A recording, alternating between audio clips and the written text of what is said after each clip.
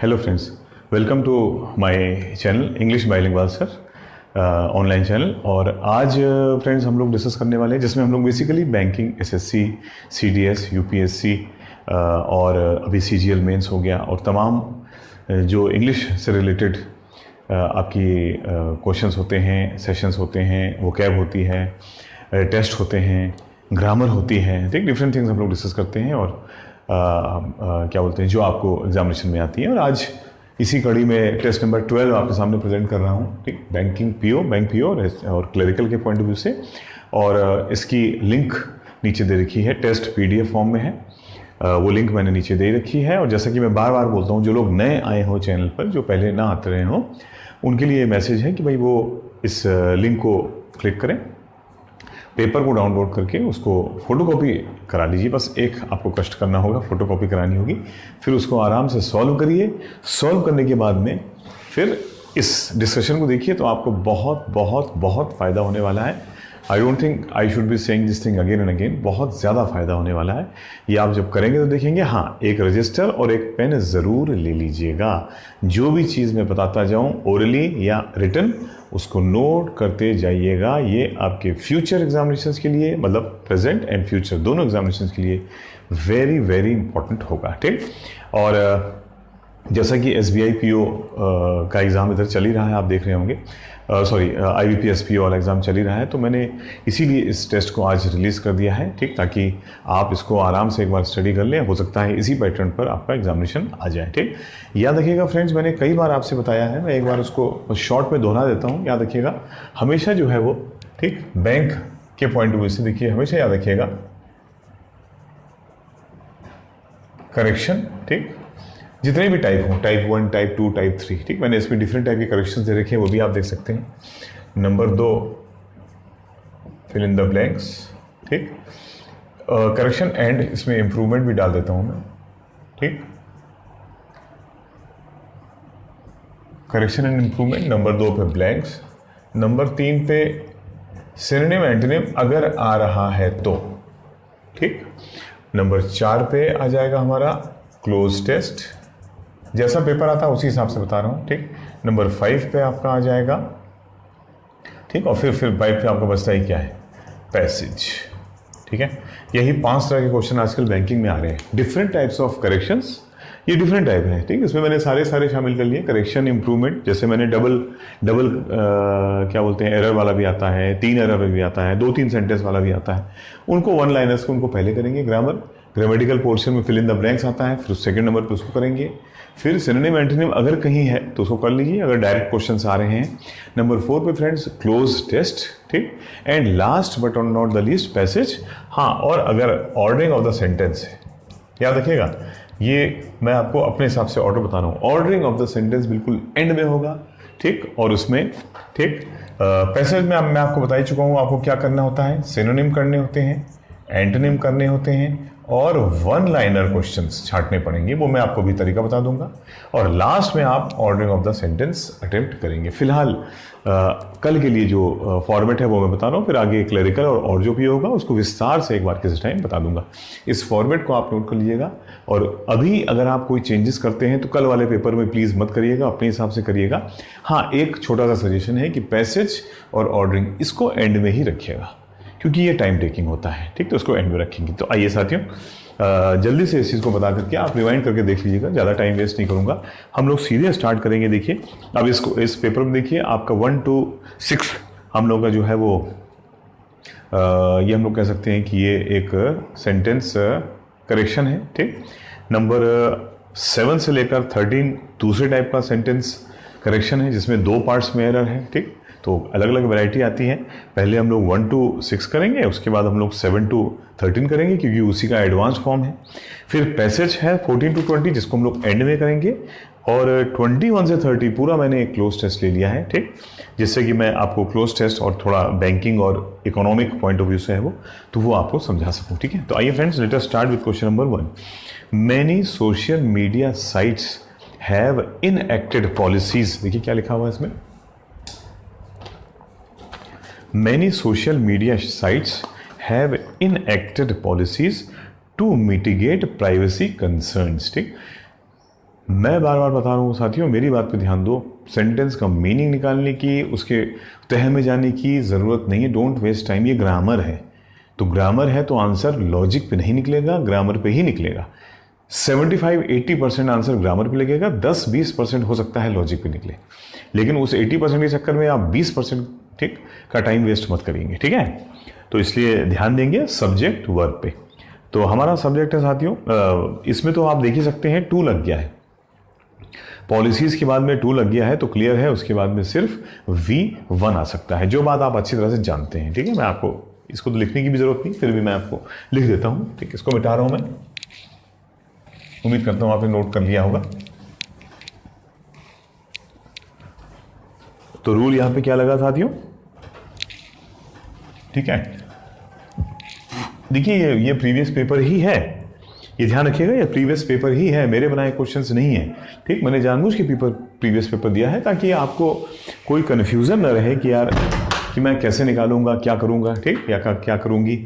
तो बड़ा क्लियर है कि इसमें कुछ नहीं है, इसमें 2+V1 इन्फिनेटिव का रूल लग रहा है, नथिंग, ठीक है। 2+V1 इन्फिनेटिव का रूल इसमें लग रहा है, ठीक। तो बहुत क्लियर है कि इसका आंसर नंबर सी पहले कट जाएगा, ठीक। और क्यों सी कट जाएगा, क्योंकि सी में नाउन आ गया है। तो एलिवेशन के नीचे आप नाउन लिख दीजिए ताकि आपको ये क्लियर हो जाए, ठीक, कि आंसर नंबर सी नहीं हो सकता है, ठीक है साथियों। तो सी नहीं हो सकता है, सी कट गया। एलिवेशन एक नाउन होता है, यानी सी कट गया। सी कटने का मतलब है ऑप्शन नंबर 2 चला गया, ठीक।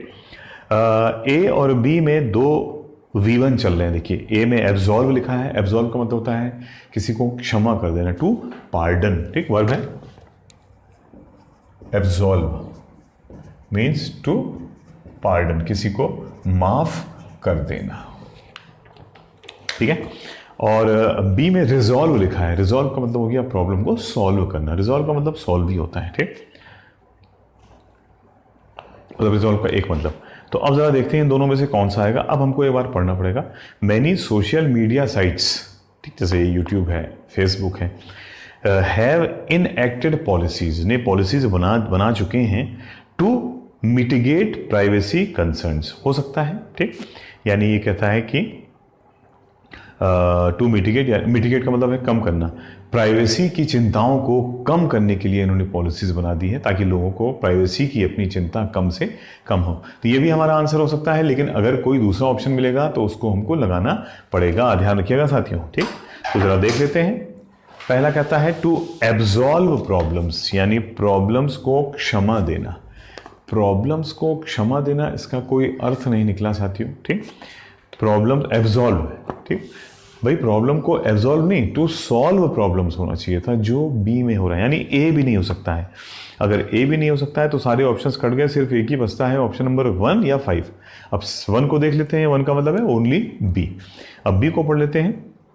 Many social media sites have enacted policies to resolve, यानी to solve issues related to privacy. ये वही बात बोलना है जो ऊपर लिखी हुई है, इसलिए हमारा आंसर आ जाएगा आंसर नंबर 1, ठीक। रिवाइंड करके आप दोबारा देख लीजिएगा, मैं एक्सप्लेन एक ही बार करूंगा, ठीक, इसीलिए क्योंकि भाई हमको क्वेश्चंस बहुत करने हैं और मैं चाहता हूं मिनिमम टाइम आपका, कम से कम समय आपका स्पेंड हो और आप उसमें मैक्सिमम गेन कर सकें। Question number 2, during her supervisors absence, ठीक, अपनी सुपरवाइजर की एब्सेंस में she took it upon herself. साथियों ये एक फ्रेज होता है, ठीक, टुक इट अपॉन हरसेल्फ, यानी उसने अपने ऊपर ले लिया था। इसका मतलब उसने अपने ऊपर कोई जिम्मेदारी ले ली थी। She took it upon herself to, ठीक, arrogate a leadership role on her team. ये एरोगेट थोड़ा क्या सेंस आ रहा है यहाँ पे, कुछ प्रिंटिंग मिस्टेक हो गई है, लेकिन चलिए मैं छोड़ देता हूँ, टाइम वेस्ट नहीं करता हूँ यहाँ पे। To arrogate leadership role on her team, यानी अपनी टीम पे उसने एक लीडरशिप रोल ले लिया और उसने खुद ये जिम्मेदारी संभाली। अब पूरा सेंटेंस का मतलब डिटेल में नहीं जा रहे हैं। तो टुक इन अपॉन हिमसेल्फ, हरसेल्फ का सेंस तो निकल के आ रहा है भाई, सुपरवाइजर की एब्सेंस में उसने जिम्मेदारी उठा ली थी, to arrogate a leadership role, leadership role को लेने की, ऑन हर टीम, अपनी टीम के ऊपर नेतृत्व करने की जिम्मेदारी उसने अपने ऊपर उठा ली थी, यानी ये है हमारा। अब देखते हैं इसमें क्या ऑप्शन हो सकता है। शी के बाद में शी इज रिप्रेजेंटेटिव ऑफ, अगर हम लोग लिखते हैं तो उसके बाद में फिर टू एरोगेट आ जाता है, यानी ऑफ भी आ गया, टू भी आ गया, डबल प्रपोजिशन बे मतलब तो नहीं आ सकते, ठीक। ऑफ के बाद में, यानी अगर हम लोग ए को लगाते हैं तो ऑफ के बाद में एक ऑब्जेक्ट आना चाहिए था, की जिम्मेदारी, वो नहीं आया, बीच में एक इन्फिनेटिव पता नहीं कहाँ से आ गया, ठीक। तो ऑफ और टू एरोगेट की वजह से ए कट गया। ए कटने का मतलब है साथियों 1, 3 और 4 चले गए। आप चाहो उसको रिकन्फर्म कर सकते हो देखने के लिए कि ऑफ और टू एक साथ आ रहे हैं, ऑफ प्लस इन्फिनेटिव, तो ऐसा कोई रूल मुझे तो ध्यान नहीं भाई, ठीक है। हमको यानी चेक करना है, सिर्फ एक ही ऑप्शन है जो हो सकता है हमारा, या तो बी सी हो जाएगा, ठीक, या हमारा आंसर नंबर 5 हो। बी और सी में से देख लेते, कोई एक भी अगर कट गया तो आंसर सीधे 5 आ जाएगा। बी कहता है took the share on her, she took the share on her, she took the share, उसने शेयर लिया अपने ऊपर। उसने शेयर अपने ऊपर नहीं लिया, उसने जिम्मेदारी को शेयर करने का रोल अपने ऊपर लिया। तो दो बी का भी कोई सेंस नहीं निकल रहा है। और एक बार सी भी पढ़ लेते हैं कंफर्म करने के लिए। शी शोल्डर, वाह, शोल्डर के नीचे V1 लिखो, ठीक। तो रूल क्या लग गया दादा, ठीक ठीक, शी को ही लेते हैं खाली, शी प्लस शी के बाद में V1 तो आ ही नहीं सकता है। शी के बाद में क्या आना चाहिए, V5। प्रेजेंट में अगर आएगा तो V5 आएगा, पास्ट में आएगा तो V2 आएगा। शी के बाद में ये दो आ सकते हैं भैया। अगर सिंगल वर्ब आ रहा है मेन वर्ब के रूप में, या तो V5 आके सिंपल प्रेजेंट बन जाएगा, या V2 आके सिंपल पास्ट बन जाएगा, कहानी खत्म, ठीक। He she it plus V2 past और V5 प्रेजेंट, सिंपल, ठीक। ठीक है, मैं टाइम वेस्ट नहीं कर रहा हूं आपका। ही शी इट के बाद में अगर एक ही वर्ब आ रहा है, ठीक, तो वो या तो क्या बोलते हैं V2 होगा जो पास्ट बना देगा उसको, या V5 होगा एस फॉर्म, ठीक। यानी यही हो सकता है, देखिए शी या तो गोस V5 हो गया, ठीक, एस लग गया, या शी वेंट, ठीक, V2। अगर सिंगल वर्ड आ रहा है, सिंगल वर्ब आ रहा है तो, सिंगुलर नहीं सिंगल वर्ब आ रहा है तो, otherwise can could shell should वो तो अलग कहानी होगी, ठीक है। तो ये ध्यान रखिएगा, अगर एक ही वर्ब आएगा इसके बाद में तो या तो V2 होगा या V5 होगा, ठीक। तो इसलिए ये बात बिल्कुल सही निकली, यानी सी भी गलत हो गया। शी शोल्डर्ड द रिस्पॉन्सिबिलिटी होना चाहिए था, क्योंकि पूरी घटना पास्ट की और प्रेजेंट की भी हो सकती है, तो शोल्डर्स होना चाहिए था। शोल्डर्स, वह शोल्डर करती है और शोल्डर करती, उसने शोल्डर की थी, उसने जिम्मेदारी उठाई थी। तो साथियों हमारा आंसर आ गया, आंसर नंबर 5। ये सारे ऑप्शंस कट गए। Question number 3, to take responsibility away from the bride and groom, दूल्हा और दुल्हन से जिम्मेदारी अलग लेते हुए, टू टेक रिस्पॉन्सिबिलिटी अवे, चलो ठीक। An event planner was hired to orchestrate the wedding reception, meaning तो निकल रही है, यानी ब्राइड और ग्रूम दूल्हा और दुल्हन की थोड़ी सी जिम्मेदारी को कम करते हुए, ये कहना चाह रहा शायद ये, एक इवेंट मैनेजर को इवेंट प्लानर को हायर किया गया, ठीक, to orchestrate the wedding reception, ताकि ऑर्केस्ट्रेट का मतलब to arrange, organise, to organise the wedding reception, ताकि वो वेडिंग रिसेप्शन को ऑर्गेनाइज कर सके। ऑर्केस्ट्रेट है ना, ऑर्केस्ट्रा होता है, उसमें क्या होता है, अरेंज है ना, म्यूजिक अरेंजमेंट, तो ऑर्केस्ट्रेट टू अरेंज, यानी अरेंज या ऑर्गेनाइज, व्यवस्थित करना, व्यवस्था करना, ठीक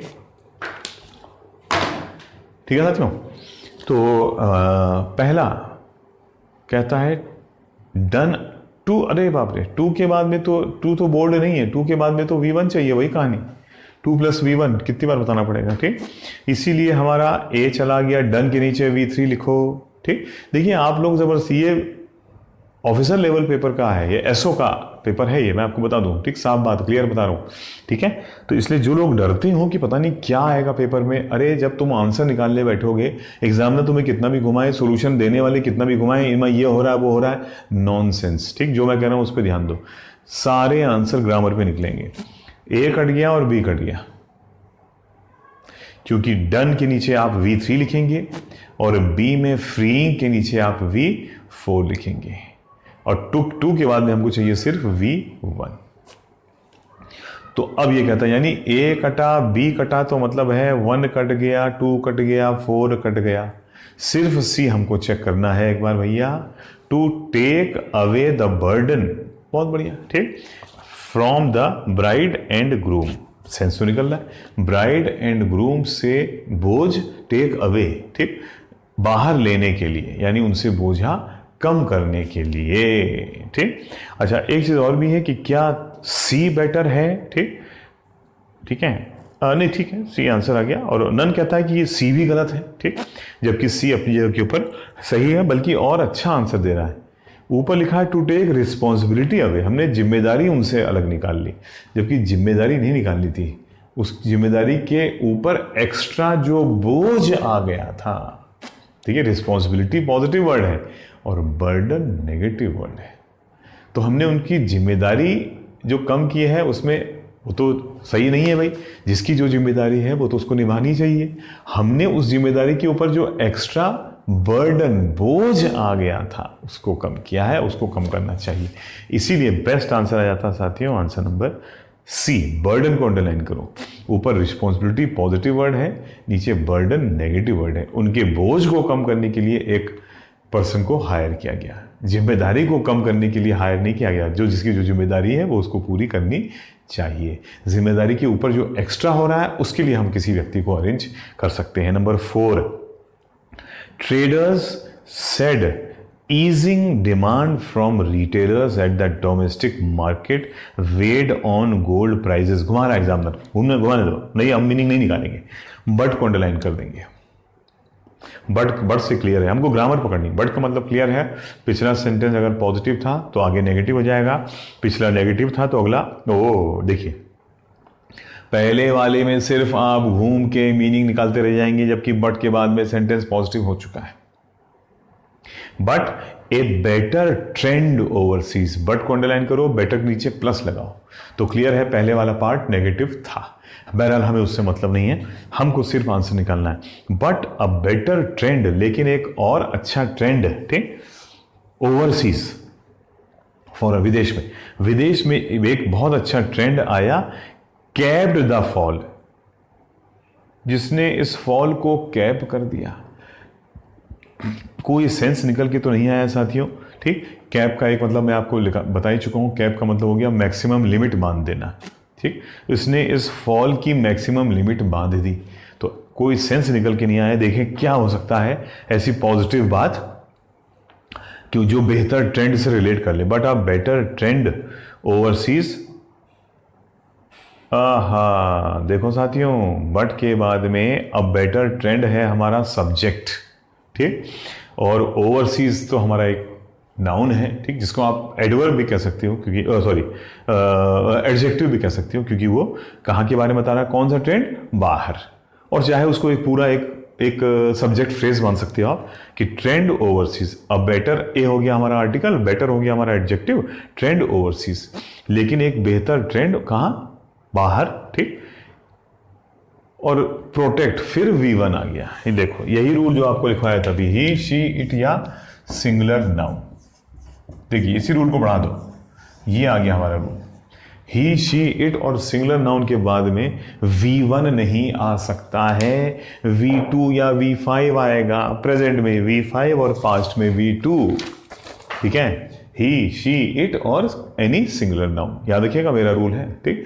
ही शी इट तीनों थर्ड पर्सन सिंगुलर है, और कोई भी सिंगुलर नाउन भी, कोई भी नेम भी थर्ड पर्सन सिंगुलर होता है। आई यू के अलावा बाकी सब थर्ड पर्सन सिंगुलर होते हैं, याद रखिएगा। आई हो गया फर्स्ट पर्सन सिंगुलर, यू हो गया सेकंड पर्सन सिंगुलर, बाकी सारी दुनिया थर्ड पर्सन। मैं और तुम के अलावा बाकी सब थर्ड पर्सन है, ठीक। मेरा भाई भी थर्ड पर्सन है, मेरे माता पिता भी थर्ड पर्सन है, ठीक।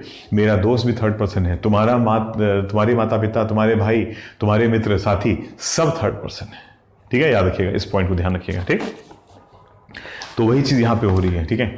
ये देखिए क्या आ गया इस बार आ गया है but a better trend overseas.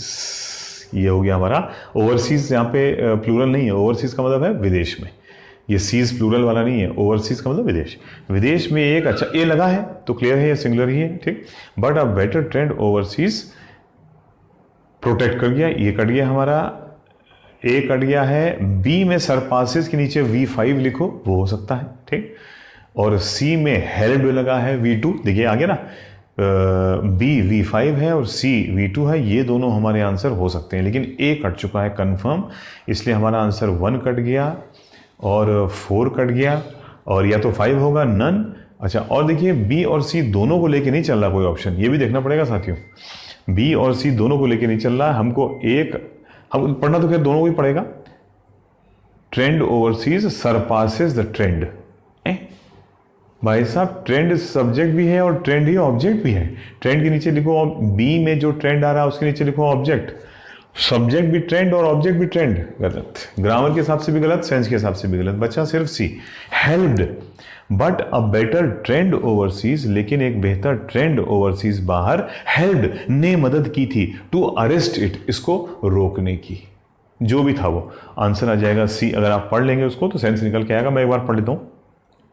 Traders said, traders ने कहा था, ईजिंग डिमांड, ठीक, डिमांड को आसान बनाना, ये जीरेंट है। Easing demand from retailers, retailer से डिमांड को आसान बनाना at the domestic market, domestic market में यानी देश में, ठीक, देश में रिटेलर्स से मांग को आसान बनाना। Weighed on gold prices, weighed on का मतलब आता है इसका वजन पड़ा, वेड ऑन गोल्ड प्राइस का मतलब है इसका वजन पड़ा गोल्ड, यानी इसका प्रभाव पड़ा गोल्ड के प्राइसेस के ऊपर। नेगेटिव था ना, मैंने कहा था नेगेटिव है। तो ये कह रहा है कि डोमेस्टिक मार्केट के रिटेलर्स की डिमांड में जब आसानी हुई, जब आसान हुई, जब इनकी डिमांड कम हुई, या जो भी कहना चाह रहा है, तो इससे गोल्ड के प्राइसेस पर असर पड़ा। असर पड़ा नेगेटिव सेंस में, मतलब उसके प्राइस गिरे, उसके प्राइस सॉरी जिस भी सेंस में आ रहा है, ठीक, उसके प्राइस के ऊपर इसका असर पड़ा, ठीक। कस्टमर के लिए भाई प्राइस बढ़ गए और औरों के लिए जो है उसको अब जो भी है उसके हिसाब से देखेंगे किसके हिसाब से बात हो रही है। अब देखते हैं, ट्रेडर्स ने ये बात कही, बट तो असर पड़ा, लेकिन नेगेटिव तो चीज, क्योंकि ठीक कुछ ऐसा हुआ जिसकी वजह से गोल्ड के वेड ऑन, उसके ऊपर वजन डाला, इसका मतलब उसको प्रभावित किया नेगेटिव सेंस में। But a better trend overseas, लेकिन बाहर ट्रेंड काफी अच्छा था। हेल्प्ड टू अरेस्ट इट, जिसकी वजह से ये जो बढ़ते घटते दाम थे ये अरेस्ट यानी रुक गए। अरेस्ट का मतलब होता है स्टॉप, प्रिवेंट। तो सी हमारा आंसर निकल गया था साथियों। क्वेश्चन नंबर 5 की ओर बढ़ते हैं। The star athlete realised, the star athlete, ये तो एथलीट था कोई, रियलाइज्ड, इसने महसूस किया, दैट मैनी यंग पीपल, ठीक, मैनी यंग पीपल, कई यंग पीपल, सब्जेक्ट है हमारा पीपल, ठीक, उसके पहले मैनी भी लगा हुआ, क्लियर है, हमारा सब्जेक्ट प्लूरल है। देखते हैं कोई सिंगुलर वाला आंसर होगा तो वो कट जाएगा। देखो साथियों, एक आंसर तो कट गया बी, पूछो क्यों? क्योंकि रियलाइज्ड के नीचे V2 लिखो, पास्ट या पास्ट लिख दो। The star athlete realised that, अगर दैट से पहले वाली बात करें, उसने ऐसा महसूस किया था कि, तो जो भी बात आगे लिखी होगी वो सारे वर्ब भी पास्ट में जाएंगे। तो पास्ट में जाएंगे तो आंसर नंबर 2 कट जाएगा, क्योंकि उसमें हैव प्रेजेंट लगा है। हैव के नीचे लिखो प्रेजेंट, बी में हैव के नीचे लिखो प्रेजेंट, तो बी कट गया। बी कटते ही आंसर नंबर 1 और 4 चला गया। 2 और 3 दोनों में सी आ रहा है, इसलिए मोस्ट प्रोबेबली सी होना चाहिए। पढ़ लेंगे हम लोग हालांकि अलग अलग। That many people had started to look up, मैंने लिखा है आपको लुक अप का मतलब, लुक अप का मतलब ऊपर की ओर देखना, इसका मतलब किसी को एक ऊंचा स्थान देना, ठीक। लुक अप, ठीक, ने लुक अप, ऊपर की ओर देखा है, उसको एक ऊंचा स्थान दिया है। Him, to look up to him for his abilities, उसकी योग्यताओं के लिए उसको एक ऊंचा स्थान दिया है। ये हमारा आंसर हो सकता है, मतलब ए कंफर्म सही है। ए कंफर्म सही का मतलब है, अच्छा तो कुछ देखने की जरूरत ही नहीं है। ए कंफर्म सही का मतलब है आंसर सिर्फ 2 हो सकता है। अब 2 को कंफर्म करने के लिए हम लोग एक बार सी भी पढ़ लेंगे। तो साथियों और सी पढ़ लेते हैं। बहुत अच्छा, ये एक फ्रेज होता है, वर इन अ, वर प्लूरल हो गया, ठीक, पीपल है, प्लूरल भी है, पास्ट भी है, ठीक, बिल्कुल सही है। इन ऑ ऑफ, ठीक, देखिए यहां लिख देता हूं, दिख रहा है ना, ठीक है, इसको फिर मिटा दूंगा मैं। इन ऑ ऑफ, जिसका मतलब हो गया, ठीक ठीक, किसी को बहुत ऊंचा स्थान, ठीक, रेस्पेक्ट एंड लव, किसी को बहुत ही ऊंचा स्थान देना और उसको बहुत प्यार और उसको बहुत सम्मान देना, उसको बोलते हैं इन ऑ ऑफ, ठीक है। हम लोग बोलते हैं I am in awe of Sachin Tendulkar, मान लीजिए, ठीक, यानी मैं सचिन तेंदुलकर को बहुत क्या करता हूं, एक लव एंड रेस्पेक्ट, बहुत प्यार और बहुत सम्मान उनका करता हूं, in awe of, I am in awe of Tendulkar, ठीक ठीक है। तो ये था हमारा साथियों, यानी सही बात है, ये निकल गया कि उसको प्यार और सम्मान लोग दे रहे होंगे क्योंकि स्टार एथलीट है वो मशहूर एथलीट है, वो एक स्टार है, तो स्टार को भी वैसे भी प्यार और सम्मान बहुत मिलता है, ठीक। तो आंसर 2 नंबर बिल्कुल सही है, only A and C. Question number 6 पे आते हैं, ठीक। तो इसमें देखिए आप तरीका देख रहे हैं कि कोई भी एक पकड़ के हम ऑप्शंस काट दे रहे हैं, फिर छांट रहे हैं उनमें से कौन कौन से हो सकते हैं। 6, when the billionaire turned into a pauper, billionaire का मतलब है अरबपति, खरबपति, और पॉपर का मतलब हो जाता है भिखारी, जिसके पास एक भी पैसा न हो, ठीक, दिवालिया, भिखारी। तो when the billionaire turned into a pauper, जब वो अरबपति क्या बन गया, एक भिखारी बन गया, ठीक, he, ठीक है, lost his stature in the social world, तो बात तो सही है, he lost his stature, तो stature का मतलब कद, उसने अपना कद यानी स्टेटस, पोजीशन, उसने अपना कद, लिख देता हूं मैं, जब आप इतना कह रहे हैं तो, अच्छा नहीं कह रहे हैं तो भी लिख देता हूं,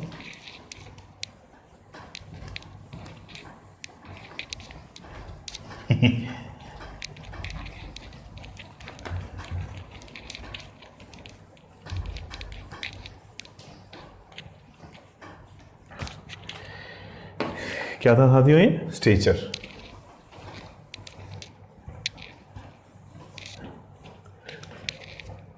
ही lost his stature, status,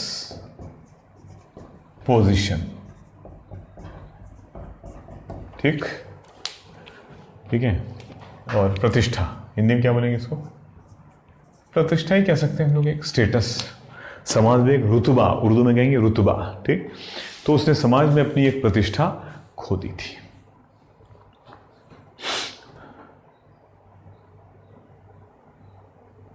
status, sorry, ये स्टेटस है, ठीक, और स्टेटस का मतलब हो गया स्टेचर और पोजीशन, तीनों मतलब सिनोनिम्स हैं, आप तीनों को एक साथ रख सकते हैं। तो उसने अपना स्टेटस खो दिया था सामाजिक वर्ल्ड में। देखिए भाई कौन सा आ सकता है, he lost a great deal of his money in the social world, हो सकता है, ग्रामर के हिसाब से सही है। बी, ही प्लस V1, लिव के नीचे V1 लिखकर क्रॉस लगा लो, ही, शी, इट प्लस V1 नहीं हो सकता है, बी कट गया, अगर बी कट गया तो ऑप्शन नंबर 2, 3, 4 भी कट गया और आंसर आ गया आंसर नंबर 1, क्योंकि सी वाला कोई ऑप्शन है नहीं। कंफर्म करना चाहते हो तो पढ़ लेते हैं, ठीक।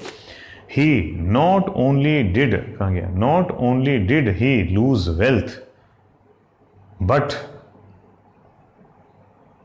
और इतना लिख के उसने छोड़ दिया, बट के आगे कुछ लिखा ही नहीं, बल्कि बट के आगे ऑल्सो आना चाहिए था। जब नॉट ओनली आया है तो बट के बाद क्या आता साथियों, है भाई, कितनी बार ये रूल बताया जाएगा। हमने सोचा भाई जिनको ना मालूम हो वो तो जान ले, ठीक ठीक है।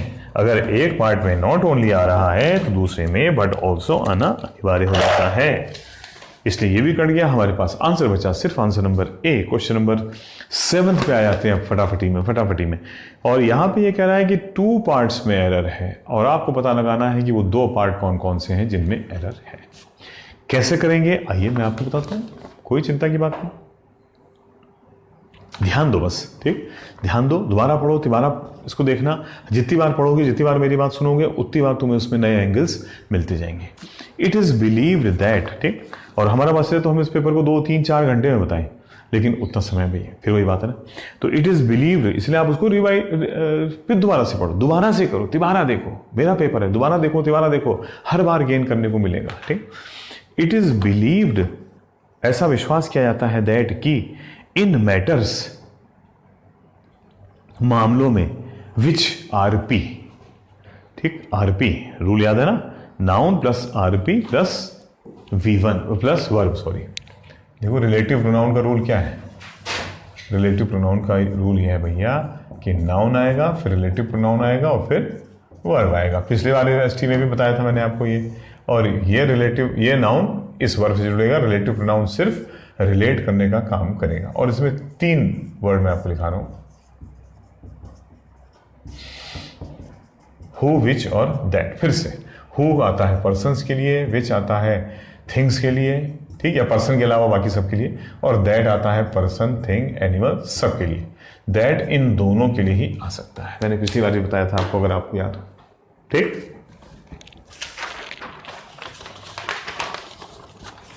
ठीक है साथियों, तो ये एक रिलेटिव प्रोनाउन है, आप देख सकते हैं, ठीक, कैसे, क्योंकि इस पे लिखा है it is believed that in matters, matters हमारा नाउन हो गया, विच हमारा रिलेटिव प्रोनाउन हो गया, ठीक, विच, और उसके बाद देखिए क्या आ गया, अफेक्ट V1।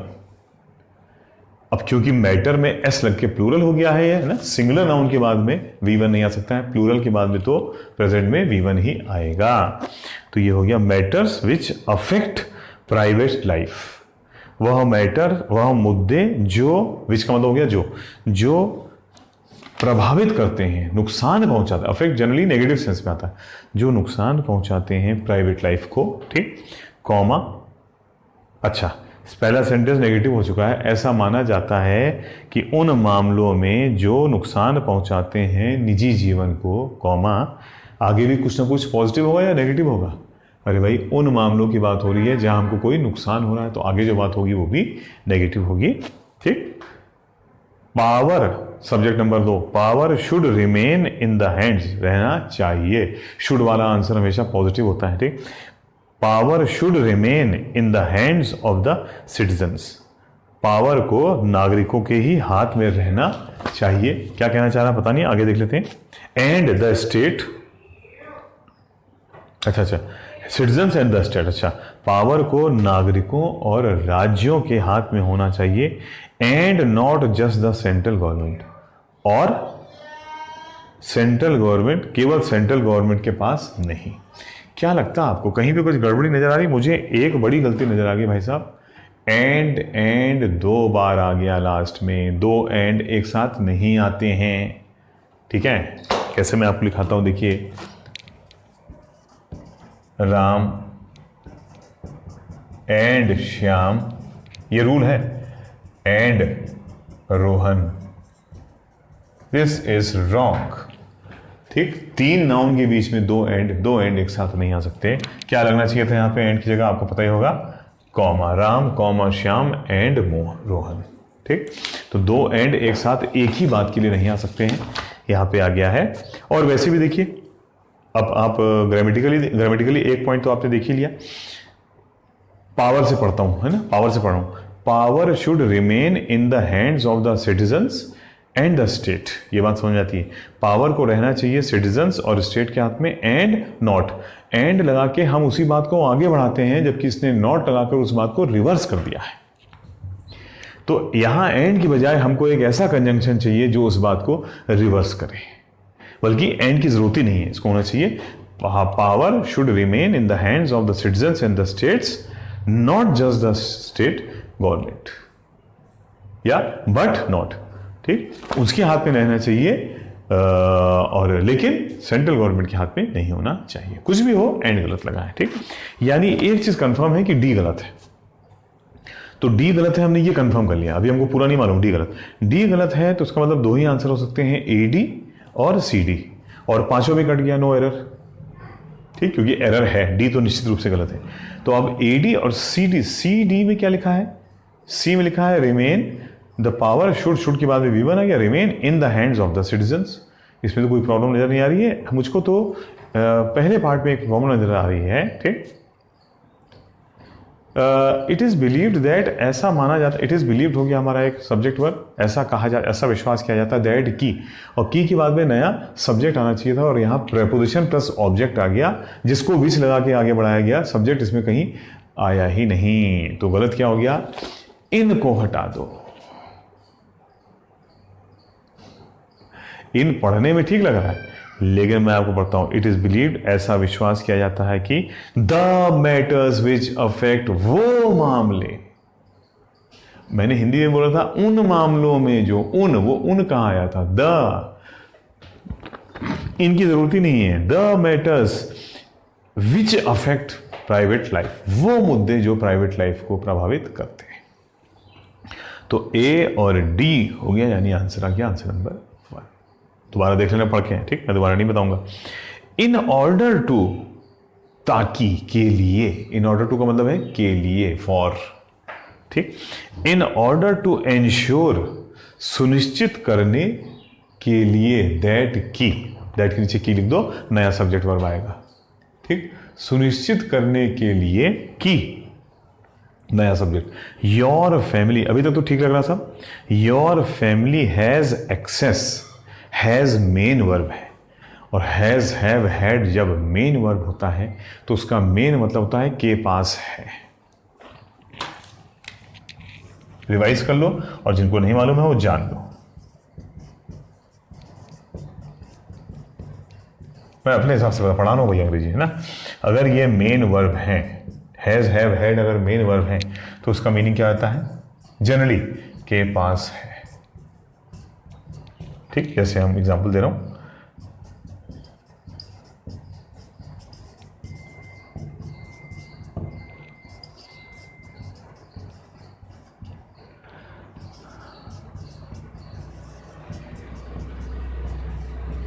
दो एग्जांपल लिख लिए, देखिए जो आपके समझने के पॉइंट ऑफ व्यू से, ठीक। थोड़ा नीचे किया जाता है उसको, ठीक। आई हैव अ बाइक, मेरे, देखिए हैव मेन वर्ब है, मेरे पास में एक बाइक है, और दूसरा है ही हैज़, ठीक, he has a lot of time, उसके पास में बहुत सारा समय है, उसके पास है, के पास है, ठीक। तो हैव, हैज़, हैड का मेन मतलब, एज मेन वर्ब उसका मतलब आता है के पास है, अगर मेन वर्ब है वो। यहां भी वही रूल लग रहा, देखिए, ठीक। In order to ensure that your family has access, पहुंच, तुम्हारे परिवार के पास है पहुंच, कहां की पहुंच भाई, टू इन्वेस्टमेंट, अच्छा, यानी तुम्हारे परिवार के पास निवेश करने तक की पहुंच है। Those you has access to investment, those you have been making, जमा नहीं बॉस, ठीक। ये नया सब्जेक्ट वर्ब आ गया, दोज आ गया सब्जेक्ट नंबर 2, बल्कि सॉरी सब्जेक्ट नंबर 2 भी नहीं, दोज यू है हमारा नया सब्जेक्ट, ये दोज पता नहीं कहां से बीच में आ गया है, ठीक। और have been making present perfect continuous हो गया, सो डिलीजेंटली, यहां गड़बड़ी हो रही है बी और सी में। टू टेक केयर, अगर यहां से पकड़ लेते हैं जरा सी में, टू टेक केयर यानी ध्यान देना, ऑफ देयर नीड्स, अपनी नीड्स पर ध्यान देना। You have to do that right paper work, you have to do that right paper work. साथियों एक गलती तो बी में हो गई कंफर्म, क्योंकि वो क्या कहना चाह रहा है कुछ क्लियर ही नहीं हो पाया, यहां तक की बात समझ में आती है, in order to ensure that your family has access to investment. फिर ये कह रहा है those you have been making, ठीक, सो डिलीजेंटली, जो तुम करते चले आ रहे हो इतनी मेहनत के साथ में। अच्छा, जो, विच, विच, जो तुम, वह इन्वेस्टमेंट जो तुम करते चले आ रहे हो, ये दोस्त के बजाय विच हो जाएगा। दो सेंटेंस को लिंक करने वाला हमको एक कनेक्टर चाहिए था, क्योंकि हुयू से नया सब्जेक्ट वर्ब आ गया है, सॉरी मैं ही कंफ्यूज हो गया। इन्वेस्टमेंट हमारा 2 प्लस इन्वेस्टमेंट ऑब्जेक्ट पे पहला सेंटेंस खत्म हो गया, यू से सेकेंड सेंटेंस शुरू हो गया, तो बीच में एक कनेक्टर चाहिए था, तो विच लगा दो, वह इन्वेस्टमेंट जो, ठीक, तो बी तो गलत हो गया। अब विच लगा के पढ़ते, which you have been making, तुम करते चले आ रहे हो, सो डिलीजेंटली, इतने मेहनत के साथ, डिलीजेंट का मतलब मेहनत, ठीक, इतनी मेहनत के साथ। आगे रीजन लिखा, इन्फिनिटिव वाई को आंसर करता है, इतनी मेहनत के साथ करते चले आ रहे हो, क्यों, to take care, infinitive why, to take के नीचे लिखो इन्फिनिटिव, ब्रैकेट में लिखो वाई, वो वाई को आंसर कर रहा है, इतनी मेहनत क्यों कर रहे हो, केयर करने के लिए, to take care of your family, ठीक, अपने परिवार की फैमिली के लिए, ठीक है, of their needs, their needs या योर नीड्स, पहले तो ये बताओ तुम इन्वेस्टमेंट किसके लिए करते चले आ रहे हो, उनके लिए या अपने लिए, अपने परिवार के लिए, ठीक। हाँ, तो ये देयर नहीं होगा, ये हो जाएगा to take care of your needs, क्योंकि आगे फिर यू आ गया, you have to do that right paper work, चलो वो सेंस दे रहा है, तो तुमको यह पेपर वर्क सही सही करना पड़ेगा। तो भैया बी और डी में गलती है, आंसर आ जाता है। तीसरा मैं एक बार जल्दी से पढ़ देता हूँ उस क्वेश्चन को।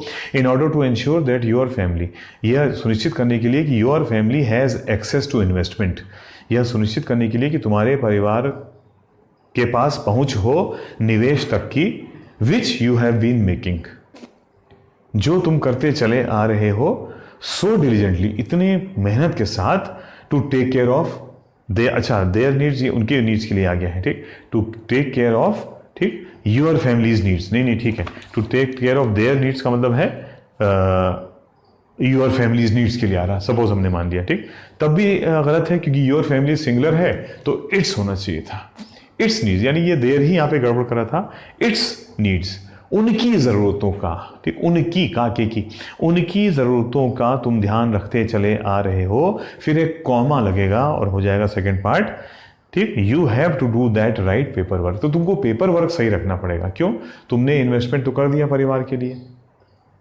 ठीक है, और तुम ही नहीं रहे, वो ये कहना चाह रहा है कि अगर आप ही ना रहे तो पेपर वर्क सही होना चाहिए, ताकि आपके परिवार को उस इन्वेस्टमेंट का लाभ सही समय पे और तुरंत मिल सके, ये मतलब है। पढ़ लेना इसको दोबारा से। 9th पे आते हैं, थोड़ा टफ था, 8th में मानता हूँ, 9th, 7th थोड़ा इजी था, 9th पे आते हैं। The top managers of the PSB Public Sector Bank heaved a sigh of relief, ये एक पूरा फ्रेज होता है, पूरे को अंडरलाइन करके नीचे लिखो फ्रेज, यानी राहत की सांस ली, heaved या heaved a sigh of relief, राहत की सांस ली उन्होंने, as the board of directors, क्योंकि, बिकॉज, एज का मतलब क्या होता है, बिकॉज, राहत की सांस क्यों ली, बिकॉज लग गया है तो क्लियर है डबल प्लस या डबल माइनस, पहले वाला प्लस था तो दूसरा भी पॉजिटिव होगा, राहत की सांस ली क्योंकि नया subject, subject number 2, the board of directors approved, V2, ठीक, approved raising the ceiling of investments in today's meeting, क्योंकि बोर्ड ऑफ डायरेक्टर्स ने निवेश की सीलिंग, निवेश की लिमिट, सीलिंग का मतलब होता है छत, सीमा, ठीक, बोर्ड ऑफ डायरेक्टर्स ने निवेश की सीमा को बढ़ाने का निर्णय ले लिया था या अप्रूव कर दिया था, वह प्लान जिससे हम निवेश और ज़्यादा कर सकते थे, और इसकी वजह से ही टॉप मैनेजर्स ने राहत की सांस ली कि भैया हम निवेश और ज़्यादा कर सकते हैं, यानी हम कंपनी को और ग्रो, बैंक को और ग्रो कर सकते हैं। तो इनमें तो कोई गलती निकली नहीं, ठीक, सारे सब्जेक्ट वर्ब सब मैच करा रहे हैं, ठीक। आंसर आ गया, answer number 5, question number 10th, the economists were of the opinion, 40 minute हो गए साथियों। द इकोनॉमिस्ट, जल्दीबाजी नहीं, जल्दीबाजी में ही सब गड़बड़ होती है। द इकोनॉमिस्ट सिंगुलर है, वर्ब कहाँ से आ गया, वॉज ऑफ द ओपिनियन करो या इकोनॉमिस्ट को प्लूरल कर दो, सब्जेक्ट सिंगुलर, वर्ब प्लूरल, ठीक। तो एक चीज बिल्कुल क्लियर है भाईजान, ठीक, और वो ये कि ए तो गलत है ही है, आंसर बचे सिर्फ 2, AD AB। आइए फ्लो में पहले बी पढ़ लेते हैं। The economist were of the opinion that the government should give longer time so farmers to pay, should give longer time, give के बाद में टू प्लस ऑब्जेक्ट आता है जिसको हम कोई चीज दे रहे हो, ठीक। देखिए यूं लिख लेंगे इसको,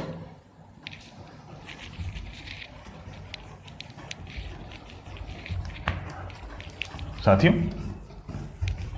क्या दिक्कत है ना, सीखते जाओ, देखो ये टेस्ट है मेरे, ठीक है, इसमें बहुत कुछ गेन होगा, इसमें वो चीज़ें गेन होंगी जो कोई ग्रामर की किताब या कोई ग्रामर बताने वाला नहीं बता सकता है। ठीक, ग्रामर या वो क्या बताने वाला, क्योंकि ये हमारे हिसाब से अंग्रेजी, ठीक, मैं अपने हिसाब से इंटरप्रेट करता हूँ, प्रैक्टिकल इंग्लिश। ठीक, वे देखिए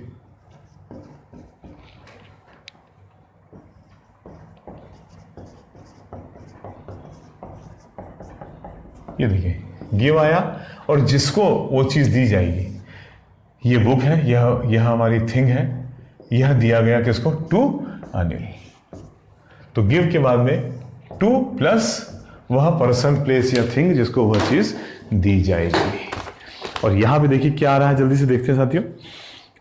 the economist were of the opinion, ठीक, अर्थशास्त्री इस ओपिनियन के थे, that the government should give longer time, सरकार को ज्यादा समय देना चाहिए, सो फार्मर्स, क्या, टू फार्मर्स, ठीक, टू फार्मर्स, किसानों को। ठीक, ठीक है, और आगे दूसरा टू आ गया इन्फिनिटिव वाला, क्यों, वाई, इन्फिनिट, टू पे के नीचे लिखो इन्फिनिटिव और ब्रैकेट में लिखो वाई। मैंने बार बार बताया इन्फिनिटिव मकसद बताता है, एम बता, दो चीज बताता है, वो एम बताता है, वाई बताता है, और दूसरी चीज जनरली फ्यूचर बताता है कि क्या होने वाला है। ठीक, to pay the loan, loan पे करने के लिए। ठीक, यानी आंसर तो निकल चुका है A B, instead of waiving, waive का मतलब है माफ कर देना। ठीक, instead of waiving the entire farm loan. अच्छा, तो कह रहा है कि इकोनॉमिक्स का ये मत था कि सरकार को, किसानों को ज़्यादा समय देना चाहिए लोन देने के लिए, बजाय ये कि हम उनका लोन ही पूरा का पूरा माफ़ कर देंगे। एज, क्योंकि, बिकॉज, एज के नीचे लिखो बिकॉज, क्योंकि, डूइंग सो, सो का मतलब ये, यह करना, is not good for credit का मतलब है लोन कल्चर, क्योंकि यह करना लोन के संस्कृति के लिए अच्छा नहीं है। यानी फिर वो हमेशा उम्मीद करेंगे कि आप उनका कर्ज माफ़ कर देंगे। उससे अच्छा ये कि अगर उसका टाइम 5 साल था तो उसको 6 साल, 7 साल, 8 साल कर दिया जाए, अगर 10 साल था तो उसको 12 साल, 15 साल कर दिया जाए, लेकिन कर्ज का अमाउंट कम कर दिया जाए, ठीक, और समय बढ़ा दिया जाए। लेकिन माफ़ करने का मतलब है अगली बार वो फिर ये लोन लेगा, ये मानते हुए कि फिर माफ़ हो जाएगा। क्वेश्चन नंबर 11, हैप्पीनेस, खुशी, जो इस समय आपके और मेरे चेहरे पे है खुशी। क्यों है? क्योंकि हम लोग को ये टेस्ट डिस्कस करते हुए बहुत आनंद का अनुभव हो रहा है। आप भी नई नई चीज़ें सीख रहे हैं, मैं भी नई नई चीज़ें बता रहा हूँ। ठीक, चलो खैर आगे बढ़ते हैं। Happiness is the result of bouncing, उछलना। ठीक, हैप्पीनेस एक रिजल्ट है, एक परिणाम है of bouncing from one joy to the next, एक खुशी से दूसरी खुशी पे जाने का परिणाम होता है। ठीक, यहाँ तक तो सेंटेंस में कोई कमी नजर नहीं आ रही साथियों, ए बी तो सही दिख रहा है, एक ऑप्शन बच रहा है सी डी वाला, कॉमा, ओ हो। Achieve happiness typically involves, achieve है V1 और फिर हैप्पीनेस है नाउन। ठीक, ठीक, अचीव V1 है, अगर V1 से कोई सेंटेंस शुरू हो रहा है तो भैया वो तो इंपेरेटिव होता है, यानी ऐसा आदेश दे रहा है, हैप्पीनेस प्राप्त करो। शायद ये क्या कहना चाह रहा है, इसकी हिंदी करो, हैप्पीनेस प्राप्त करो या हैप्पीनेस प्राप्त करना। करना करेगा तो वो जीवन में कन्वर्ट हो जाएगा, तब हो जाएगा, देखते हैं करके। अचीविंग हैप्पीनेस सब्जेक्ट बन गया, टिपिकली इन्वॉल्व्स, बहुत बढ़िया। ठीक, खुशी प्राप्त करना, ठीक, टिपिकली यानी ये बिल्कुल अपनी तरह से, इन्वॉल्व्स इसमें शामिल है, टाइम्स समय, एट कंसिडरेबल डिस्कॉम्फर्ट, खुशी प्राप्त करना है वो समय शामिल है जब हम परेशानी में हो। सी गड़बड़ है, अचीविंग, और सही बात है, कंफर्म हो गया कि डी भी गड़बड़ है। पूरे सेंटेंस में सब कुछ प्लस चल रहा था तो बीच में एक वर्ड डिस्कॉम्फर्ट, असुविधा, असहजता कहां से आ गया? हमारा आंसर आ गया है साथियों, आंसर नंबर 4 बिल्कुल सही है, सी डी हमारा आंसर है। सी गलत था तो वो कंफर्म हो चुका था कि ए बी सही था, तो आंसर चौथा ही होगा, और वो पढ़ के कंफर्म हो जाता, डी पढ़ते ही हो गया कि कुछ ना कुछ तो गड़बड़ है। 12th, the availability of soybean, soybean की उपलब्धता। ठीक, ये हो गया सब्जेक्ट, हो गया हमारा अवेलेबिलिटी। हैज़ इंक्रीज हो गया हमारा वर्ब, बिल्कुल सही है, बढ़ चुकी है। ठीक, बढ़ी है। मोर फोल्ड्स, ओहो, अब यहाँ भी आपको नहीं मालूम तो खैर मैं बताना पड़ेगा। मोर फोल्ड नहीं, ठीक, एक वर्ड होता है मैनी फोल्ड। क्या वर्ड होता है? वैसे मैंने कई बार क्लास में इसको लिखाया भी है, ठीक, जिसका मतलब आता है कई, हिंदी में कहते हैं कई गुना, या इंग्लिश में कहेंगे मैनी टाइम्स। मैनी टाइम्स का मतलब कई समय से नहीं, मैनी टाइम्स का मतलब भी होता है, एक मतलब ये भी होता है कि कई गुना, दुगुना तिगुना चौगुना, ठीक, 2 टाइम्स, 2 बार, यानी डबल। तो भैया एक गलती तो बी में निकल आई है। बी में गलती का निकलने का मतलब है 2 ऑप्शंस, ए बी जो कट गया क्योंकि ए में कोई प्रॉब्लम नहीं है। ठीक, दूसरा ये ऑप्शन कहता है बी और साथ में सी। ठीक है, बी सी। आइए सी चेक कर लेते हैं। एज अ गवर्नमेंट डिड, ओए होए होए होए, गवर्नमेंट हो गया सब्जेक्ट, डिड हो गया हेल्पिंग वर्ब और एग्रीड हो गया V2 या V3। ये कौन सी अंग्रेजी भाई? डिड के बाद में सिर्फ V1 आ सकता है, ये आप जानते हो। Do does did plus V1, ये आप जानते हैं अच्छी तरह से, नहीं आते तो आज जान लीजिए।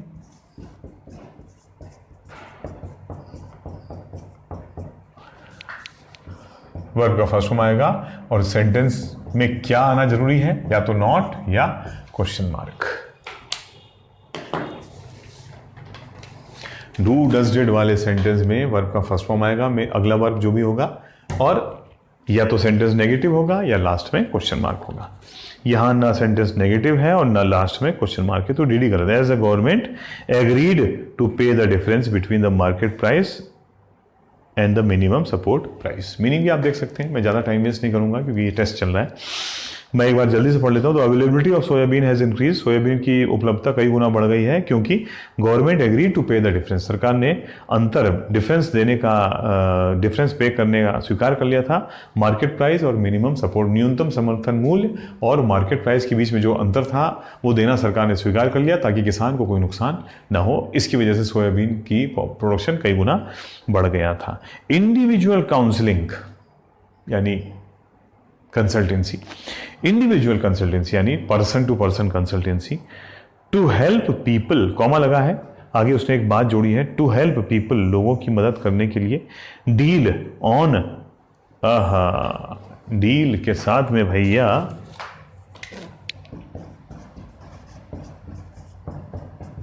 डील विद पर्सन या थिंग, और डील इन प्लस बिजनेस। ठीक है, सीमेंट, गोल्ड, ठीक, ठीक है, क्लॉथ्स, यानी इसके बाद में कोई ना कोई बिजनेस आ जाएगा। और डील विद, ठीक, किसी पर्सन या व्यक्ति से डील करने का मतलब, यहाँ पे डील करना, यहाँ पे वो वाले डील बिजनेस डील नहीं हुआ, यहाँ डील का मतलब हो गया उसके साथ उस मामले को हैंडल करना, टैकल करना। तो यहाँ पे क्या आ रहा, देखो मामले को हैंडल क्या आ रहा, प्रॉब्लम्स की बात हो रही ना।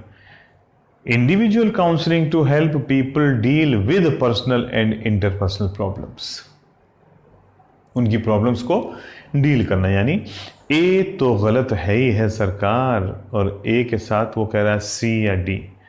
For the need the hour, पढ़ लो, फॉर आया उसके बाद में the need, the plus noun, और फिर the hour, the plus noun. दो नाउन के बीच में साथियों, ठीक, दो नाउन के बीच में कनेक्टर होना जरूरी है।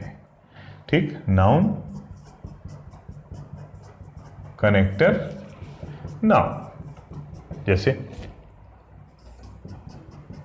Anil and, sorry connector and लिखो पूरा, अनिल एंड सुनील, कंजंक्शन बोलते हैं इसको, अनिल विद सुनील। ठीक, प्रपोजिशन आए, ठीक, कॉमा लग जाएगा, यानी कोई भी प्रपोजिशन आए, ये आए, रिलेटिव प्रोनाउन आए, कुछ भी आए, यानी दो नाउन के बीच में भैया कंजंक्शन, कनेक्टर, कुछ ना कुछ आना आवश्यक है, कॉमा। ठीक, तो यहां आ गया the need dash the hour. वैसे फ्रेज होता है नीड ऑफ द आवर, समय की मांग। क्या होता फ्रेज? यहां लिखो, नहीं यहां लिखेगा, यहां लिख रहा हूं, यहां लिख रहा हूं साथियों,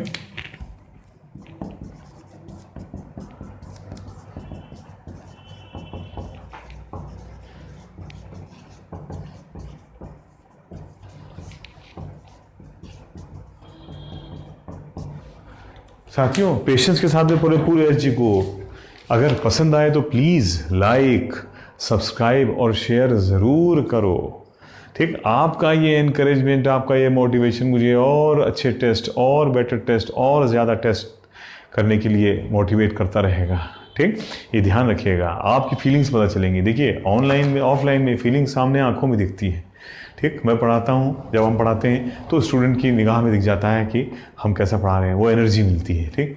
ठीक है, और यहाँ पे जो है वो एनर्जी हमको आपके कमेंट्स में, ठीक, और आपके लाइक्स में और आपके सब्सक्रिप्शन में और आपकी शेयरिंग में और आपका लाइक्स में और आपके व्यूअरशिप पे मिलेगी। ठीक, उसमें हमको पर्सनली कुछ नहीं गेन होगा, बस यही इंटरनल जो एक चीज़ मिलेगी कि भाई जो चीज़ हमको आपको देख करके कि हाँ आपको अच्छा लगा, आपको फ़ायदा हुआ। मुझे इससे भी मतलब नहीं कि आपको अच्छा लगा, अच्छा लगने लगे, तुम्हारा सिलेक्शन हो जाए।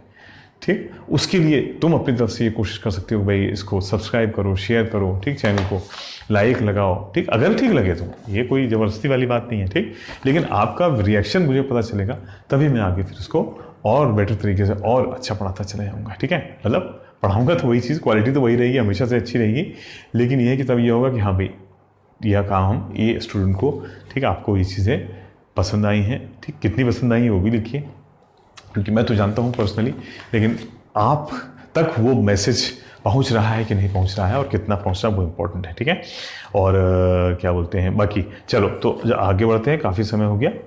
तो इंडिविजुअल, हाँ तो ये निकल के आ गया साथियों, बी गलत था, for the need of the hour, यानी आंसर तो तीसरा हो गया सीधा सीधा AC।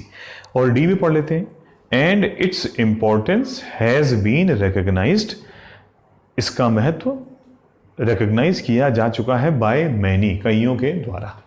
तो थर्ड फोर्थ पार्ट में कोई प्रॉब्लम नहीं, हैज़ बीन रिकग्नाइज्ड पैसिव हो गया, और बाय मैनी कई बार हम लोग एडजेक्टिव लगा के छोड़ देते हैं, ये मानते हुए कि भाई मैनी पीपल अंडरस्टूड है वहाँ पे। ठीक, तो साथियों ये रहा हमारा 13 नंबर का आंसर। आंसर आ गया आंसर नंबर C। ठीक है, आगे बढ़ते हैं।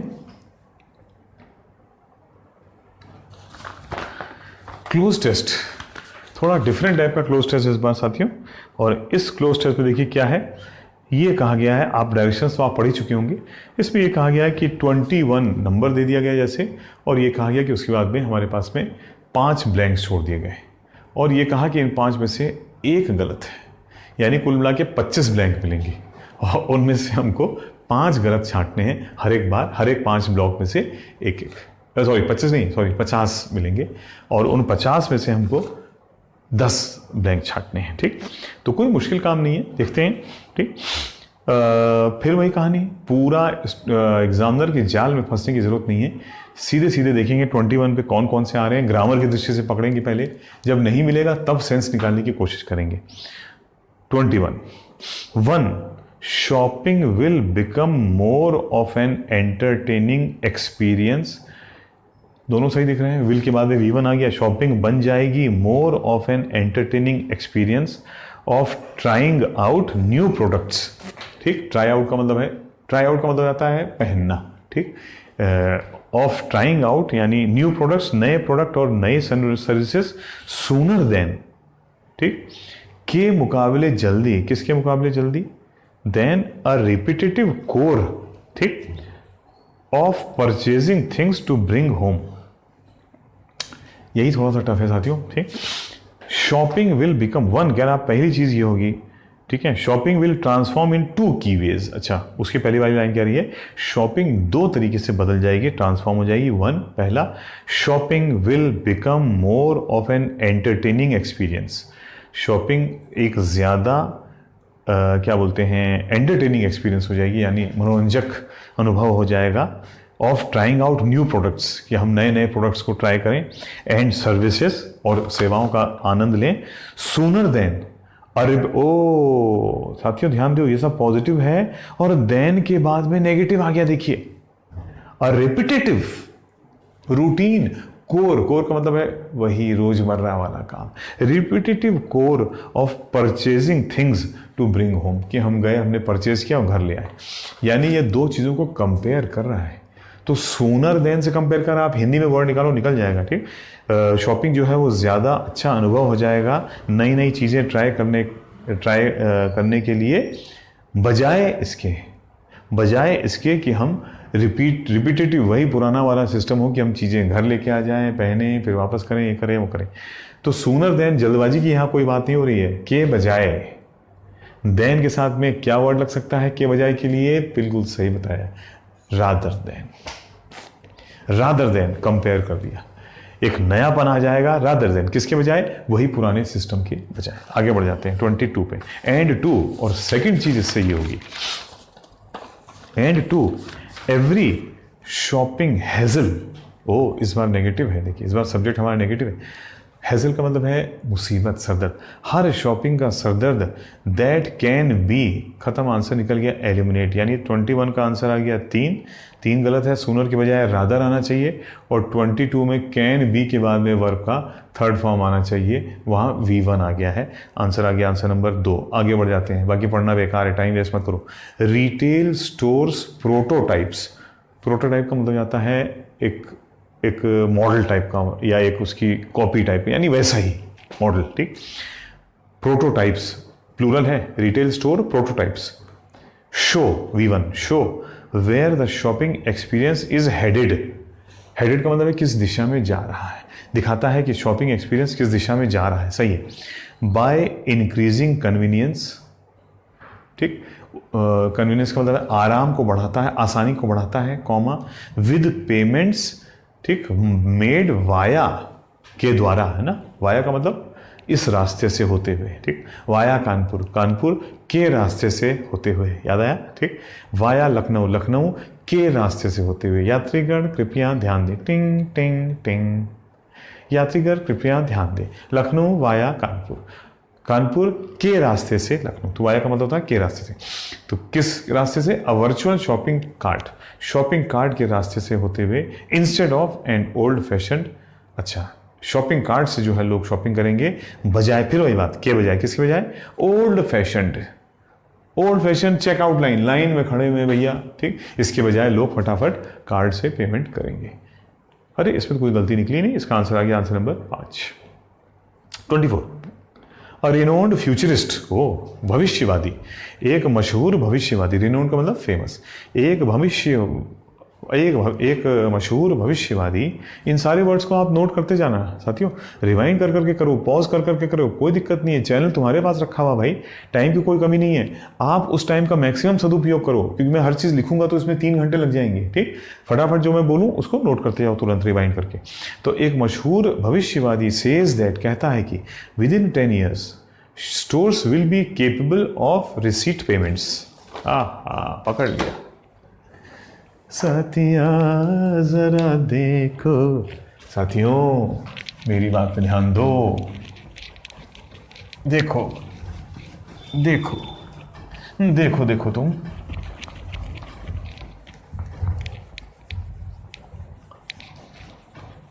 साथिया जरा ध्यान दो, तो मन तुम्हारा लगे। हाँ, ये देखो,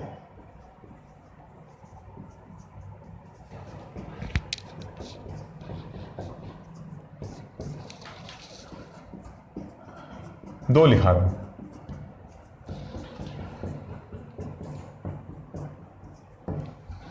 सक्सीड ही कर दो, जनरली सक्सीडेड में आता है। ये देखिए, ये 2 फ्रेजेस याद रखना, केपेबल ऑफ प्लस VING, और सक्सीड इन प्लस VING, ठीक। नानेनी के योग्य होना, नानेनी में सफल होना, ठीक।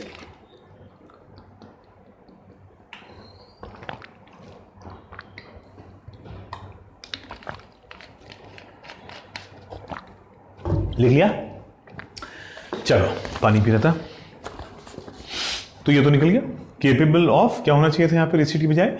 रिसीविंग पेमेंट्स, ठीक, पेमेंट रिसीव करने में के योग्य हो जाना, शॉपिंग जो है इस लायक हो जाएंगे। आगे बढ़ जाओ, एग्जाम में फंसा रहा तुमको, घूमते रहो तुम, इतना पढ़ते रहो, 1 घंटे में पढ़ जाओ। 25, it will be authenticated in advance. ये ऑथेंटिकेट, ये सर्टिफाइड, ट्रू हो जाएगा एडवांस में, पहले ही एंड को अंडरलाइन किया जाए। और यू विल बी चार्ज्ड, और तुम्हारे ऊपर चार्ज लगाया जाएगा इरेटिकली है। अम्मा पिछला सेंटेंस तो पॉजिटिव था, ये पहले ही सत्यापित हो जाएगा, और फिर एंड के बाद में दूसरा कह रहा है you will B charge erratically, तुम्हारे पास में गलत बिल आएगा।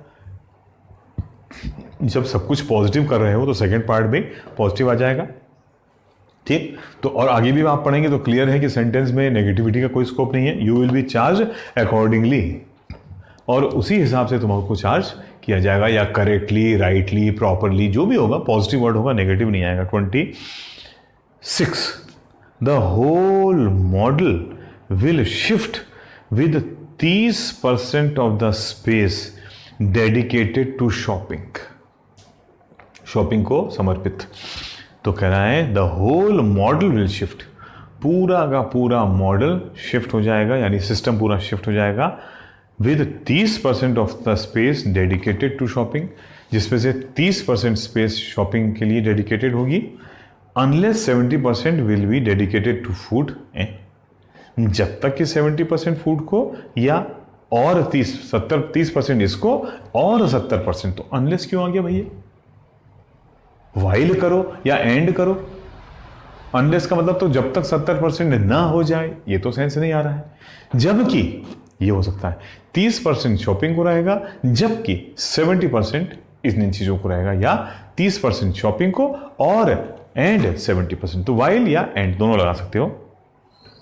70% will be dedicated to food entertainment, ठीक। आंसर आ गया, अनलेस गलत हो गया, यानी 26 का आंसर आ गया 4, 25 का आंसर भी आ गया 4, 24 का आंसर हमारा रिसीट के बजाय रिसीविंग होना चाहिए था 3। मैंने चेंज करके भी बता दिया क्या क्या आना चाहिए, 27 पे आए थे। दिस मीन्स, इसका अर्थ है that in the same way, बिल्कुल वैसे ही, a website knows who you are, website जानता है कि तुम कौन हो। When you are shopping online, जब तुम ऑनलाइन शॉपिंग करते हो, physical stores will recognise you, physical store भी आपको रिकॉग्नाइज कर देंगे इन द एजल्स। एजल का मतलब प्राइवेट, मतलब एक समझो गैलरी में, इन द गैलरी, यानी जहां से आप एंटर कर रहे होंगे, वाया फेशियल रिकॉग्निशन, चेहरे के द्वारा, and retrieve your browsing and purchase history instantly, और तुम्हारी ब्राउजिंग हिस्ट्री को भी, आपकी ब्राउजिंग हिस्ट्री को भी तुरंत निकाल लेंगे। तो ये तो सही है, इसमें कोई प्रॉब्लम नहीं है, नो करेक्शन रिक्वायर्ड। आंसर आ गया, आंसर नंबर 5। 28 देखते हैं। दैट में, दैट को अंडरलाइन करेंगे, दैट का मतलब है पिछली बात से लिंक करते हुए, वह दैट में सीम, यह प्रतीत हो सकता है, सिनिस्टर, अपराधी, सिन, ठीक, यह अपराधी प्रतीत हो सकता है। क्यों?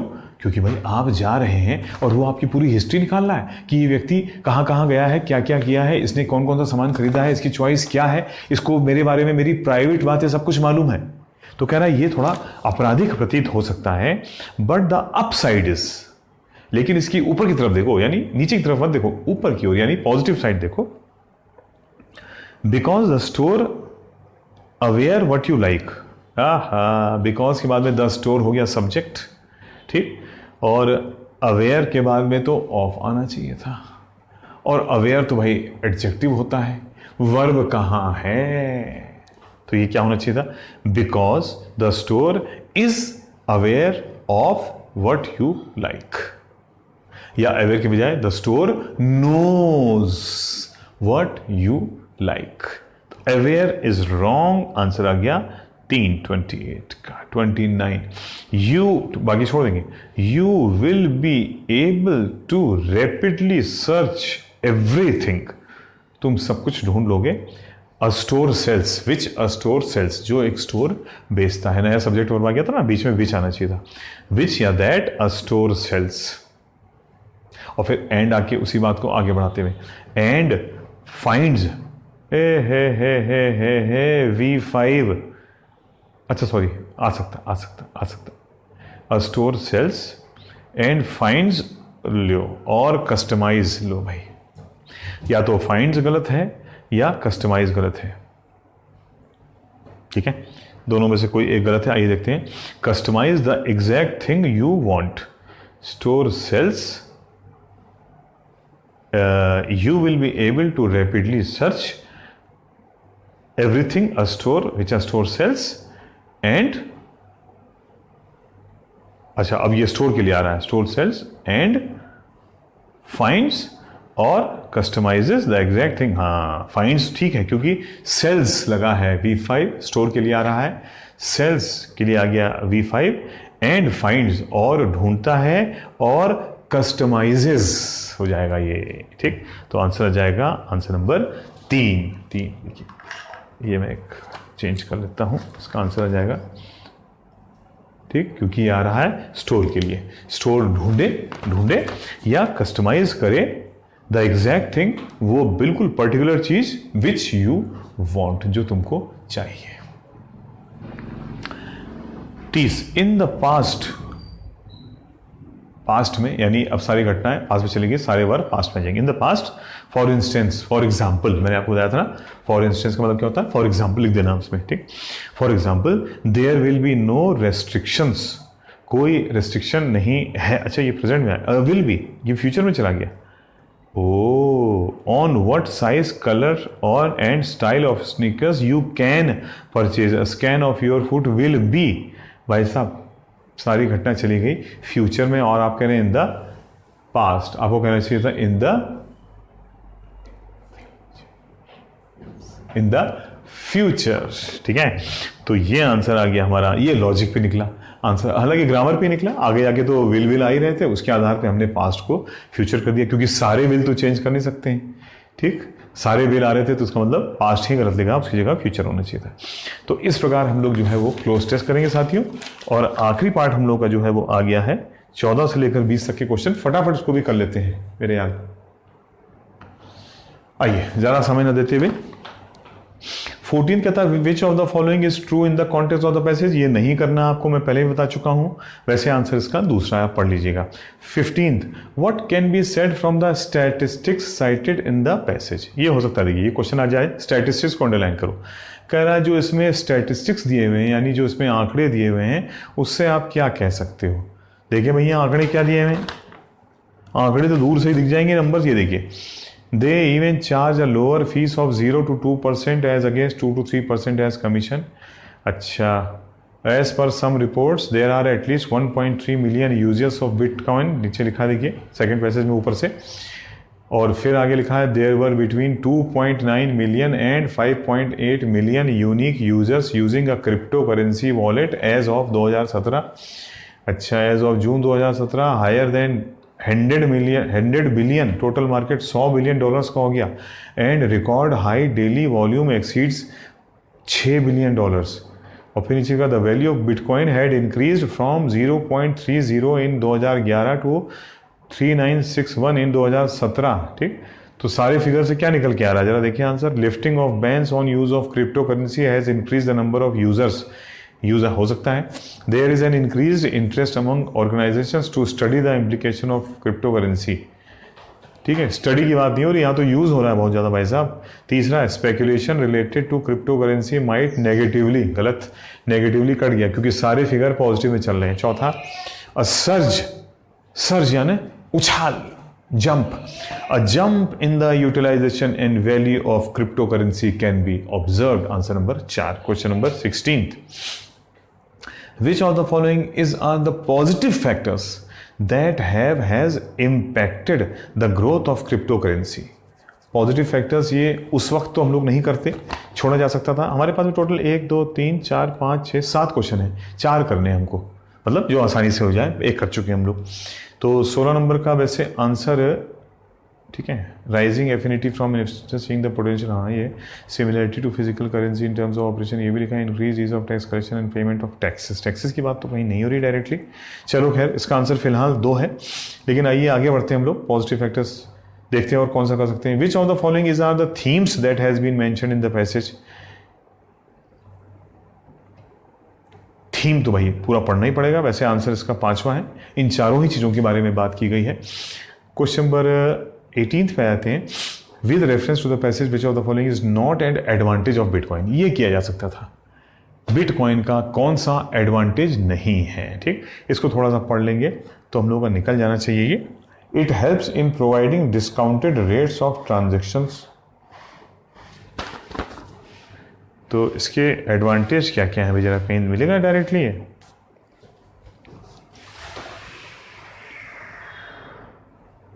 अच्छा, इसके एडवांटेज में लिखा है पॉपुलरिटी। हाँ, सेकंड पैसेज में आ तो रहा है, exchange of goods in real it beat restaurants power as the acceptance of bitcoin increase in system it spreads popularity from early adopters to the general public as पर।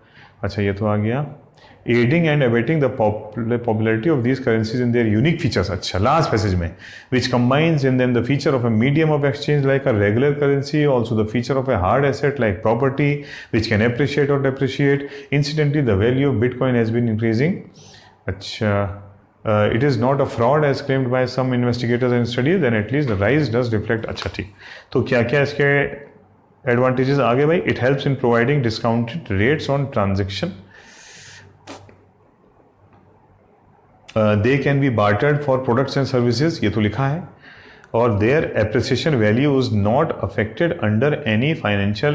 ओए होए, ये तो नहीं है भैया, इसमें लिखा है इनकी value is not affected financial circumstances में इफेक्ट नहीं होती, जबकि वो कह रहा है कि ये प्रॉपर्टी के दाम की तरह कभी ऊपर और कभी नीचे आ सकता है। बाकी ए और बी फॉलो कर रहा है, आप पढ़ लीजिएगा। तो आंसर आ गया दूसरा।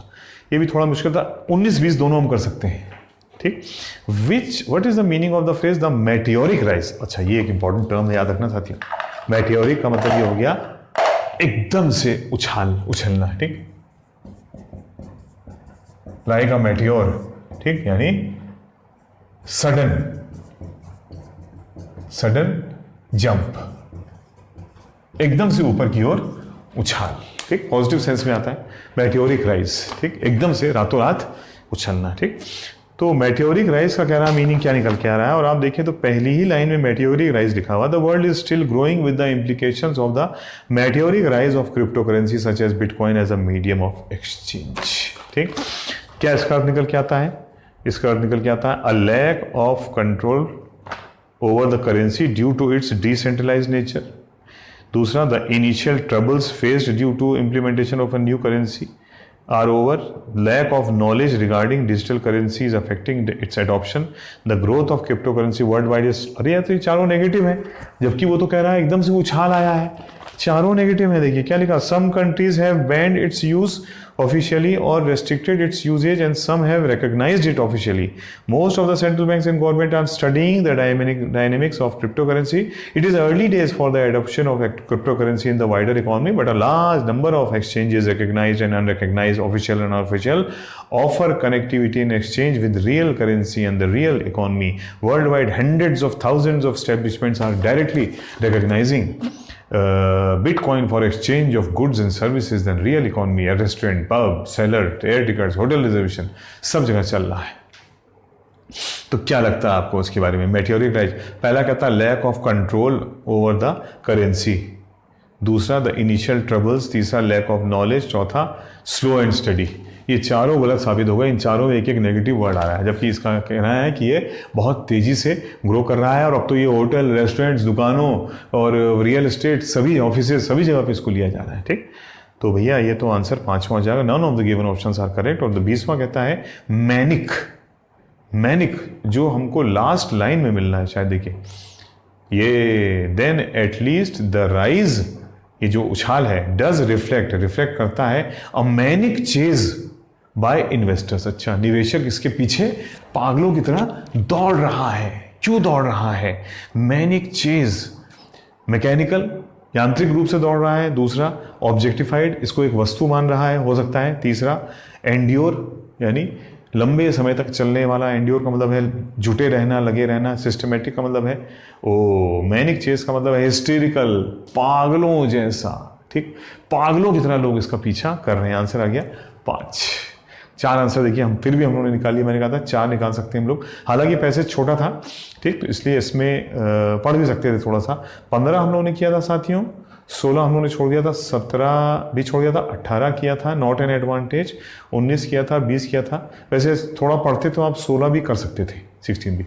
तो इस प्रकार साथियों काफ़ी समय आपका ले लिया है और काफ़ी इंपॉर्टेंट चीज़ें पढ़ाने की कोशिश की है। ठीक, एक बार पूरा दोबारा से पढ़ के देखिएगा, रिवाइंड करके देखिएगा। ग्रामर में कोई चीज़ समझ में ना आए तो फिर से देखिएगा, और फिर भी समझ में ना आए तो जरूर लिख दीजिएगा, सजेशन बॉक्स में क्वेश्चन पूछ लीजिएगा, मैं आंसर करने की पूरी कोशिश करूँगा। ठीक, आप सभी को एग्जामिनेशन के लिए ऑल द बेस्ट। ठीक, आराम से पेपर करिएगा, ईजिली पेपर करिएगा। याद रखिएगा 30 का अगर पेपर है, जो कि है ही है, तो उसमें से 15 से लेकर के 20-22 क्वेश्चन के ऊपर जाने की ज़रूरत नहीं है। जब तक ये पेपर बहुत आसान ना हो। अगर पेपर इसी लेवल का है तो आप इसको 15 to 20 के बीच में रखिए, आपका डेफिनेटली इसमें कॉल आ जाएगी। ठीक, 15 से 20 क्वेश्चंस, ठीक, जो आपको लगता है कि आपके सही हो सकते हैं। ओके, बाकी चीज़ें बाद में। थैंक यू वेरी मच, धन्यवाद।